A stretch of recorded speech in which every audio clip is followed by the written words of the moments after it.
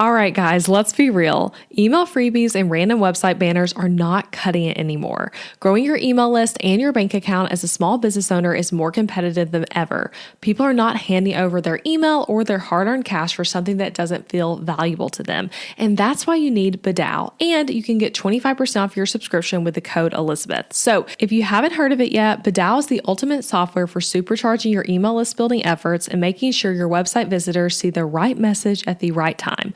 Badao works with all the best email marketing platforms like Flowdesk, ActiveCampaign, and Kit, you name it. And it was acquired and rebranded by Showit about 6 months ago, and I have been obsessed ever since. And honestly, if it's from Showit, you know it's going to be amazing. So here's a few ways I've been using Badao in my business so you get the picture. So showing a pop-up for a freebie only on my blog posts that are geared towards designers, displaying a coupon code to visitors right as they're leaving my site, promoting sales with the targeted pop-up for people coming from specific websites, and one of my new favorites, a feature of adding social proof pop-ups in the corner of a browser to show recent and real-time purchases or email signups.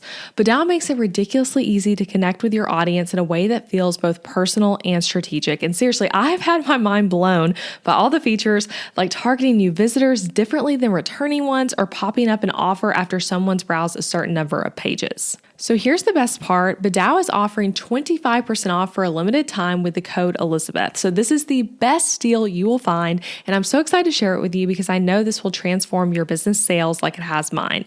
Head to elizabethmccravey.com/Badao, that's BDOW, to snag this 25% off deal. Plus you'll find a free Badao template that I designed to help you get started. So again, save 25% with the code Elizabeth. And now let's dive into today's episode.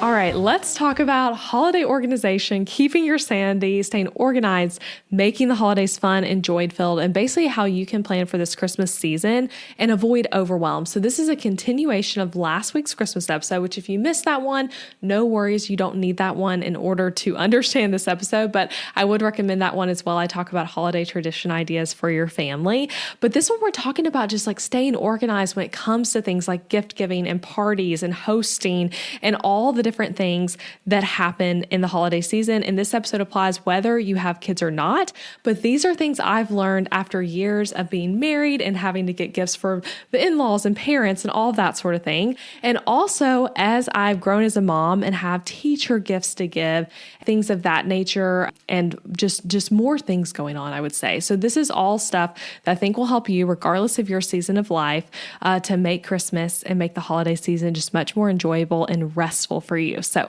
let's get to it.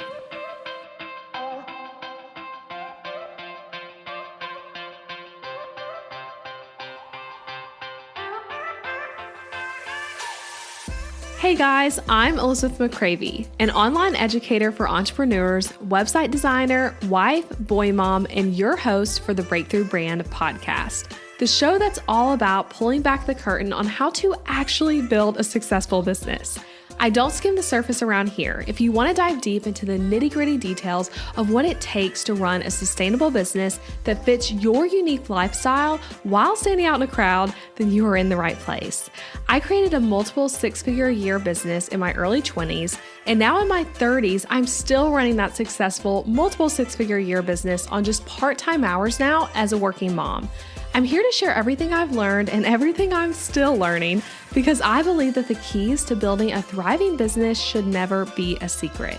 Here you'll find episodes that are actionable, direct, and fun, like friends chatting business over coffee, and a fresh, honest take on the reality of being an entrepreneur. If you're ready to master online marketing, website design, personal branding, mindset, time management as a busy parent, scalable and passive income, and business strategy, then this is the podcast for you. It's time to build your breakthrough brand. Let's do this. All right, so let's get to it, guys. I'm just going to dive straight in. These are 7 tips in no particular order that all relate to the Christmas holiday season and helping you stay organized and enjoy things more. So first one, I think this one is huge. This is truly my number one tip. I said no particular order, but I would say this is actually my number one tip. Make a note for the holiday season that you add to each year and then reopen when the season starts. So let me explain. That might sound really confusing. So this is something I started doing 2 years ago, and I have a Google Doc. It's within my Google Drive in a folder that's like McCravey family things, and there's all kinds of other things in there as well. But this is one of the documents in there, and I put notes in it for myself each year about Christmas. So I add it to my calendar. So it's on my Apple Calendar that I live by. I love adding stuff to. It is a recurring event on November 1st to review the doc. It just says review December doc or review holiday doc or something like that is what my event's called. And so then there's a link to it right there in the notes section. I open it up and I'm reminded to review all of it. So I made one this year for the fall season too, because of how helpful the Thanksgiving and Christmas one is for me. So that's another tip. You could do these for all different holidays, different seasons. You could make a summer one. You could make a spring one. You could do whatever you want. But for me, what I've done for 2 years straight, this is the third year of having this document, is it is a Thanksgiving and Christmas holiday. So kind of starting in November, taking me through the end of the year, just notes doc. So this is something I would recommend you start this year. Like start it once the Christmas season ends. Just make your doc. It takes like 15 minutes or so of your time to sit down at your computer and type up some helpful notes. And I promise you, your future self next year is going to thank you, because you're going to open this document and it will have things in it that is helpful to you for holiday planning, but that you totally forgot about and we're not going to remember a year later. So you could also do this for the fall season now if you want to, since that's also might be fresh in your mind. So just to give you an idea of like what kind of stuff I'm even putting in here, if that sounds confusing, I'm literally going to read you a section that I wrote last year about Christmas cards. So this is what it says. Christmas cards, that's like the header. Send Christmas cards earlier than you think. It takes a long time to get them shipped, even when you pay extra for faster turnaround. I had to pay extra this year for fast turnaround. Also, ours were accidentally giant last year, so go smaller and it would work really well. I do want to send Christmas cards again because I loved getting them this year and it was fun sending. I just want to do it earlier. Also, USPS takes forever to mail stamps. So if you buy stamps for them from online, then buy those early too. So that was a note about Christmas cards. Okay, just simple as that, just a few 3 bullet points about Christmas card things. And then I also had tips in there around meal timing for the Christmas meal, about making it to a Christmas church service and like which one to pick because of like family coming into town and things like that, like what worked there. I had notes for like hosting Christmas at our house because we host our family for Christmas, notes about the light shows we like to go to, the Christmas light shows and the timing and when to go. And then a few notes about just different like Christmas planning issues we ran into. And I had a big note for myself that I felt like I overbooked myself last December with various social obligations and didn't want to do that again this year. So again, that's just the kind of stuff you put. So I can't recommend this enough. Make a document. You could also do this as a note just on your phone if you want to be able to add to it just easily anytime. But for me, it's something where I wanted to like sit down at my computer and really type it up. And then you keep that same document going and you do it each year. So this year, be the 2024 note, then, next year, 2025 and so on. And you just have a note in that same document for every year. So that's my first and biggest tip, just to end up helping your future self make the holidays even smoother next year. Okay, my second tip, use baby lists for your family and your kids' Christmas wish list. So it's funny, I have actually been doing this for years, and I've been doing this before baby list even wanted you to. In fact, when I was just pregnant with Colin, I actually made me and Adam a Christmas wish list on baby list, in addition to my baby registry. So it's like 2 separate lists. But anyway, baby list now has this as an actual option. You can do a registry for Christmas, you can do a registry for birthdays, and a registry for like an expecting baby. So it's really cool, but it's free to do, right? So you can make all these different kinds of lists, and it's wonderful. And it's awesome for when gifts are from a variety of places, like not just Amazon. So something I've done in the past, and I've seen other people do, is maybe making a document where you're just like linking to all the different gift suggestions, or like typing up ideas for family members to get for your kids. But I like this because it can get marked off so no one buys duplicate gifts. You can also write a description about why why it would be a good gift. You can mark things most wanted. Like there's so many different options here. So anyway, what we do personally that I found works really well is we have one list that's for our whole family on one link. So it's really easy to send. And this is something that at least for us, like my in-laws and my mother, like and my sister, like everyone really appreciates getting this because then they're not just guessing about what to get for Colin and Ethan or what to get for us. And everyone else in my family also does Christmas wish lists. They usually do theirs on Amazon. We use baby lists, but like, just so you know, that's kind of like our family setup. So if yours is different and someone might be offended by receiving a wish list, totally don't do this. But if you do have people asking like, hey, what do the kids want? What do you want? This is a really great option. So we make one list for our whole family on one link. And then instead of the categories being like just the different types of things like toys, books, and things like that, which is what's kind of defaulted to, I make a list that's Colin, Elizabeth, Ethan, Adam, whole family, both kids. Like those are the different categories.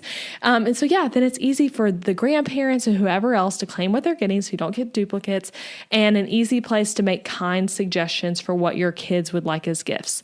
And if you're someone who feels like, wait, I don't want gifts, I want like experience type things only, you can literally add anything. As long as it has a URL, you can add it to baby lists. So you could add a link to like a Zoom membership, like literally whatever you want, anything with a link to a website you can add. So this has been huge for us. And I have the baby list app on my phone as well. So like anytime I get an idea for something that my kids or myself would want or Adam, I just am able to like add it from my phone straight to that list. Okay, so now let's move on to the third tip. Keep another document, and I like for this to personally for me to be a note app on my phone where you track gift buying for everyone as well as gift ideas and exactly how much you're spending on each person. So I do this on my notes app, just a note that's like Christmas 2024 gift giving. And I have each person and then a ready to go bullet point list under their name. And I basically come up first with like gift ideas. So when I think of something like, oh yeah, like this person would really enjoy this particular gift, I add it there. Or like I said, we do a lot of wish lists in my family, so I can also just go to their wish list. But then whenever I have purchased something, I add it to this document and I put the dollar amount I spent on it so that I know how much I'm spending per person, how many gifts I'm giving them. So there have been years where I did not do this, okay? And when you don't do this and you buy gifts more slowly over time, you basically can forget what you've gotten someone and you end up overspending or underspending on someone. Like, and you end up where it's like, oh my gosh, you only got this person this one small $10 gift when you'd wanted to spend a little more on them. I mean, everyone does the gift amounts differently. I know some people have like people they're assigned to do gifts. So we do more like just gifts for everyone, but not spending like an excessive amount. But anyway, you could end up where you didn't buy someone anything, or it might be like, oh my gosh, you realize all of a sudden that you got your mother-in-law like 10 things and your father-in-law one thing, something like that. So anyway, I find this list really helpful to make sure that we're spending how much we want to on every person.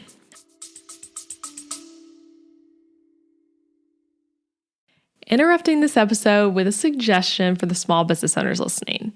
Ever wonder what you should do for healthcare when you and your spouse are both self-employed, so there's no work-provided health insurance to participate in? Well, when my husband Adam joined me in the entrepreneurial job space over 4 years ago, we joined Christian Healthcare Ministries instead of getting traditional health insurance. And it was the best decision for us, especially in these years of growing and raising a family while also running multiple businesses. CHM is a health cost-sharing ministry and is a faith-based alternative to health insurance. We did tons of research before choosing CHM, and if you know me and Adam, you know we are all about doing the math when making big or small financial decisions. And even though it's not insurance, CHM shares 100% of eligible medical bills, which is more than the typical 70 or 80% of medical bills paid for by insurance companies. All sharing is determined by the CHM guidelines, which you can check out before and after joining. And for the mamas and mamas to be listening, you truly cannot find a better healthcare option for maternity care.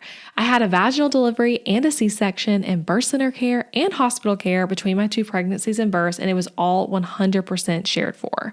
And outside of birth, we've had our share of emergency room visits and procedures as a family, and those costs were all shared by members at Christian Healthcare Ministries, leaving us only paying our monthly contribution. CHM is less expensive month to month than insurance, and because there's no network, you can choose your care with whichever providers best fit your family. I seriously just cannot recommend Christian Healthcare Ministries enough. You've got to check them out. Go to elizabethmccravey.com/CHM for more information. Also putting that link in the show notes, elizabethmccravey.com/CHM. Now back to the episode. All right, tip number 4, do the same gift for teachers and other people who help in your life every year. So I am all about simplifying your life by figuring out what works and then doing that on repeat, especially when it comes to things like teacher gifts or maybe something like a gift for the people who do your lawn care, your tenants, if you have a real estate business like we do, your house cleaner, your mailman, whoever it is. And we don't do all of those types of gifts, but that's just an example of some of the people you may have gifts for, but simplifying it by just doing the same thing every year. And this is something where once you decide that like, hey, I'm going to do the same thing every year, it might take a few tries to figure out what your go-to thing is going to be. And of course, it also might change over time. Like maybe for a few years, you do a particular teacher gift and then your kids get older and that you feel like that needs to change. But kind of like picking what it is and then going with that on repeat makes everything easier on you because you already have so many holiday decisions and this is going to cut some of them. Like I just said, you're kind of mapping out what to get family members.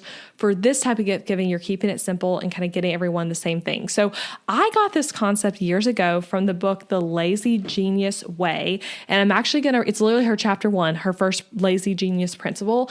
And so I'm going to actually read you a quote from the book about this concept. All right, so I literally have the book open in front of me if you hear some pages moving, but the lazy genius principle 1 is decide once. That's the name of the principle. So I'm not going to read you the whole section, but this is the part I wanted to read you. So she says, the easiest way to give your brain a break. The research on it is varied and probably hard to articulate anyway, but we make a lot of decisions, like a lot. Constant decision making is one of the reasons you don't have energy for the things that matter to you. By discovering a few opportunities to decide once and then never again, you give your brain more room to play. You might think that making a preemptive decision is robotic, but automating makes you a robot only if you automate everything. Making one-time decisions about what doesn't matter so you have brain space for what does is the lazy genius way, and you'll experience the benefits immediately. And then in another part of this chapter, she goes on to say, a single intentional decision relieves your brain of effort, freeing you to think about what matters to you instead of living in a cycle of choosing this and that over and over again. The possibilities are endless, but you don't need endless. Losing your grip on making 37 decisions by the end of this chapter, 36 of which you'll forget by tomorrow. Simply look for one idea that works for right now. And then she gives you a lot of applications and she goes through examples of all of them, but one is deciding gifts once. And she talks about like gifts for teachers, birthday gifts for kids' friends, gifts for family members, wedding and baby shower gifts, and then all kinds of other things, right? So anyway, you get the idea. That's kind of the principle behind this. And for us, the way I've applied this personally, I have my tip number 5 is another way I've applied this principle. But when it comes to gift giving, for teacher gifts, what we do is we do homemade sourdough bread and butter from my friend who has a sourdough business. And then additionally, a gift card for some people, depending on who the gift is for. So just so you have a concept, that's kind of been our gift. And we did that last year for teachers and then also for our real estate tenants who are local and some other people in our life as well, right? So anyway, you want to figure out what works and then have it as a to-do item every year to buy that thing at the appropriate week and get it to everyone who you're gifting it to. And you might try something this year. You might be like, okay, Elizabeth, I hear you. This is a great idea. I hear what Kendra is saying in that book of like, let's simplify and not make tons of tiny decisions. And you try something this year and you're like, wait, that didn't really work super well. And then you do something different next year, right? But you have this as a goal to decide once and to have a consistent gift that you're giving at Christmas time to those people in your life that you're getting gifts for. And maybe it's that you decide that like this particular person's the same gift, or maybe it's the same thing for everyone. For us, it's like sourdough for everyone. For me, it's like a fun way to support my friend's business. I also get a loaf for ourselves, which I really enjoy. And it's a special gift. It's really like well packaged and all that. And then we get gift cards for some people as well. So anyway, that is number 4. Do the same thing for gift giving for like teachers and other people who help in your life every year. Okay, number 5, this again, it's taking that same decide once principle, but applying it to something else. Have go-to items that you make for all your holiday events every year to keep it simple. So similar to tip number 4, you're going to have to play with this a few years in a row, a few different events in a row even to find out what you like and what your guests and party attendees like and all that. But we all have holiday parties and things you have to cook something for, right? And so I realized a few years ago that it was stressing me out to reinvent the wheel every year trying to find a new recipe or whatever else for all these events. And this is something I figured out before having kids because we had all these holiday parties. And every time I'm on Pinterest, I'm looking up different cookie recipes. I'm looking up different appetizers. appetizers and making something different every time. And then a lot of times I didn't like what I ultimately made or spent so much time on it only for it to be a flop. So now what I have is I have one standard dish that I make for all parties where I need to bring something, and it's always a hit, okay? It's always a hit. And I'm still working on my standard go-to Christmas dessert or cookie recipe because like I said, this is a process. But if I'm going to a party where like bringing an appetizer is what's requested of me, and for our own Christmas hosting, when I make an appetizer, I have a go-to. And last year, y'all, I made this recipe at least 3 times. It might have been 4 times in the month of December because, like I said, this became my go-to standard Christmas party recipe and people rave about it. I had people last year, actually at Adam's work Christmas party, say that it was like the best appetizer they'd ever had. So if you want to like consider stealing mine or try mine this year, I will put a link directly to the recipe in the show notes, but it is a cranberry jalapeno cream cheese dip that you dip Ritz crackers in. And it's like a base that's like whipped cream cheese. And then the top is like a sugared cranberry, like mashed up cranberry and jalapeno kind of mix. It's delicious. So that sounds like a weird combination. It kind of is, but it's interesting to people. It's not too hard to make. And I'm telling you, everyone enjoys it. And a nice thing about it actually is it's supposed to set in the fridge for a while, so you can actually make it in advance and then have it ready to go for your party or event, which is really nice. So it's not something you're gonna have to be doing right before. So anyway, I made it last year, like I said, for so many different things. And I just made that on repeat and everyone raved about it. I'm gonna be doing that again this year. In addition to that, and this kind of overlaps with this would be like a sub tip, but I have 2 go-to things that we make as a tradition every Christmas morning. And again, it took me a few years to get down what I wanted those special items to be. So for a few Christmas mornings in a row, I decided like, hey, this is something I want to do. I want to establish a tradition again before we even had kids of like what is like our special like Christmas morning meal. And I literally still have the recipes printed, but I tried 2 different breakfast casseroles and decided that I didn't like either of them. Like they both had too much wrong with them. One was like hash brown based and the other one was potato based. I just didn't like them. I felt like they were kind of unimpressive. And so I'm like, okay, that's not it. And I kept trying. So I had 2 or 3 years where I like had that like kind of a, not a flop, like it was fine. But I'm like, this is not it. This is not the home run dish. And then I guess 2 years ago, I found my like home run dish, and it's like a crescent roll, top and bottom, like egg and sausage kind of breakfast bake thing. It's pretty easy to make. You can prep it the night before, and I love it. Adam loves it. Colin has loved it. We'll see if Ethan enjoys it this year as a baby trying it. But that's one of our dishes. And then also I make this really interesting and delicious done up Rhodes cinnamon roll recipe. So those are the 2 things that we've kind of established as like our special Christmas morning tradition. And the only time we're making, we do the cinnamon rolls another time. We do those at Easter too, but the casserole, it's like so far we've had that as like just a Christmas tradition. So anyway, that's another thing. I'll link to those in the show notes too if you want to try my recipes, but that'd be fun as well to have like a special thing that you make with your family every Christmas morning. So anyway, that's number 5, have go-to items that you make for your Christmas events to keep it simple. Okay, number 6, buy the things early that you can freeze and that often run out before Christmas arrives. It's just, again, just something simple to like put on your calendar first week of December or second week, whenever you're listening to this. But we do this with those cinnamon rolls. Like I said, we make done up Rhodes cinnamon roll recipe, and those run out. So if I'm buying those the week of Christmas, I'm telling you, like I'll be running around to Publix, Kroger, all the places trying to find them. So instead, I just put them on my Instacart order literally every week until I get some. This actually has already happened to me. I have them in the freezer now, but it took me like 2 weeks for them to be in stock and for me to get them. So I just start early on that. And I also do this as well for our frozen breakfast turkey sausage that I use for our Christmas breakfast casserole, because again, that's something that can freeze. So again, that relates to my last point, but having things on repeat, just doing stuff in advance and getting it ready. So it's something you can just add to your calendar to remind yourself to go ahead and get ahead of time so that those things are ready to go. Okay, and my final number 7 tip, and then I'm going to recap these for you and have you think through which ones you want to try this year. But number 7, have a gift wrapping night and do all the gift wrapping at once. So this is just my own personal take on what I have realized I prefer after doing different things, different years. But there's one method of like, as you buy gifts, you wrap them and you put them under the tree, right? So that's one method you can do. And if you like doing that, if you like having presents under your tree all December, then definitely do that method. That's what you enjoy. But for me, I don't really care about that. And I think you ultimately save tons of time and energy if you wait until you're generally done with Christmas shopping and you wrap and bag everything at once for your kids, your family, your friends, whoever you're getting gifts to, all at once. So this also helps with not forgetting what you've already gotten people because you're like seeing it physically there, not wrapped up. But here's what I do. So as I shop for people, I put all the Christmas gifts in our guest room closet. And this is also where all of our wrapping paper and like bows and all of that kind of stuff is. And then I set a date. Close to Christmas, I just had like that week, okay, like this night, Wednesday night, guys, me and Adam, we're going to wrap gifts together after the kids are asleep.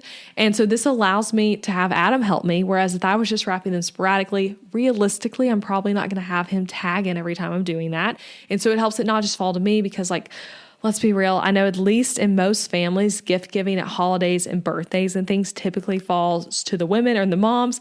This helps you get your husband involved. But what we did last year is we had a night where we like turned on a Christmas movie and just kind of sat up and talked, and we sat on the floor, got all the wrapping paper out, got all the gifts out, and wrapped everything together.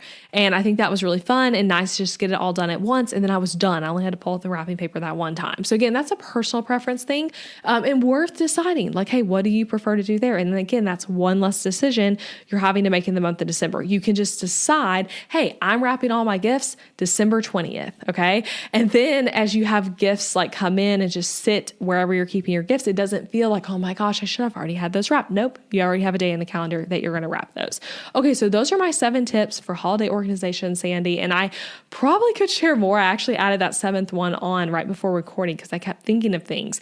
So let me know if this is an episode you enjoy. And I really would love to hear from you guys if you enjoy these more lifestyle and family type episodes, because if you do, I will do more content like this. So send me a DM on Instagram or an email. My Instagram's at Elizabeth McCravey because I'd love to hear from you. Or you can leave a review telling me that you like this episode. But anyway, let's go through these 7 tips to recap them. And as I go through them, I would just encourage you to think about like, hey, what's one of these tips or 2 of these tips that you want to try this year?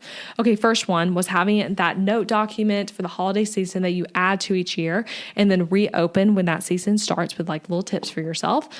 Number 2, using baby lists for your family wish list. Number 3, keep a document or a note on your phone where you track gift buying for everyone, as well as gift ideas and how much you're spending. Number 4, do the same thing for teachers and other people in your life who help you every year for gifts and showing appreciation. Number 5, have go-to items that you make for all your Christmas events every year to keep it simple. Number 6, buy those things early that you can freeze and that often run out before Christmas arrives. And number 7, have a gift wrapping night and do all the gift wrapping together at once. Okay, that is it. I'm going to be back next week with a business-related episode. I know we've had 2 weeks of just like fun lifestyle stuff. Like I said, I want to hear if you guys enjoy these episodes. And I hope you have a Merry Christmas and just a beautiful December holiday season. Okay, I'll talk to y'all next week. Bye. Hey, thank you for listening to the podcast all the way to the end. I appreciate you being here. And if you enjoyed this episode, then I want to invite you to check out my website template shop too. Over on elizabethmccravey.com, you'll find show it website templates that are easy to use, strategically designed, and created to help you make more money from your website. Maybe your current website is really boring, maybe it's a challenge to update, and maybe it's even the thing you feel like is holding your business back. Your website needs to be strategically and intentionally designed in order for it to convert your viewers into raving customers, and that's exactly what my templates do. These templates are designed to be SEO friendly on the back end, not just pretty, and also strategic with all the strategies I teach on this show, and they are easy for you to set up all by yourself. So shop them at elizabethmccravey.com/shop and come join thousands of happy customers using these templates. And as an added perk, you can use the code BBPodcast at checkout to get 10% off your template as a thank you for being part of the podcast fam. Again, that's BBPodcast for 10% off any template over on elizabethmccravey.com. Also, if you loved this episode, leaving a rating and review for the show on wherever you're listening or sharing it with a friend is a great way to support this podcast. Thank you again for listening, and I'll be back next week with a new episode.